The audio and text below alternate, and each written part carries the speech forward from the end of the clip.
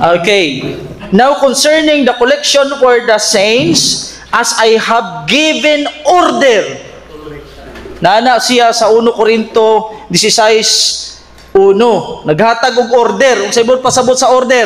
Kamo na lang magsabot ana mga kaigsunan.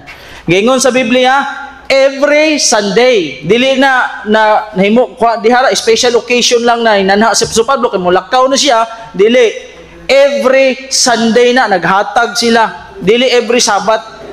Tuwing unang araw ng isang linggo. Kaya ang atong pagsabot ana, palakaw na si Apostol Pablo, ikuha na lag Domingo, kay kausara, dili. Sa bawat linggo, regular yun na siya maghatag silang ikapulo. Sa unang adlaw sa matag simana, sa Bisaya na translisyon, regular na. Sa naunang adlaw sa matag simana, ingon diri, regularity and system. Pag moingon ganig system, sistema na dili na siya ingon na kausa. Regularity gani, regularly kanunay na siya. Oo.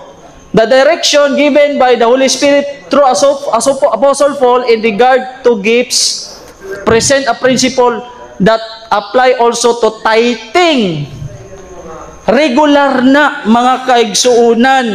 Gikan pa na dito kang Adan hantod sa mga apostoles sa 1 Corinto 16. O kana mga kaigsunan, fundamental na with the tithing system as several other lines of truth which became fundamental Adventist doctrine. Kana, narana na to kung mutuo ba ta na o dili. Our pioneers did not see it. Kay wala nila makita na panahon. Pero ilan ang naaprubahan at natuman. Kahit 1994, nag-practice gihapon sila They were endeavoring to find a system of finance which harmonized with the gospel order. Sugo ba na? Mabasa ba sugo? Nabasa na ganin at as the law of God. Gusto pag yung specific, nagtais ba si Ellen G. White? Nabasa ba? Kay balo natang diligid na mabasa kay doon naman nagidetalye taon, oy. Pag maingon si Ellen G. White kano kapila malibang, wag yun na mabasa anong nga na mato pangutana. 2 minutes. Di ba? Common sense mo gamit ang common sense mga kaigsunan. So muna mga kaigsunan, dagang salamat no. Kamo na bahala diha. Okay,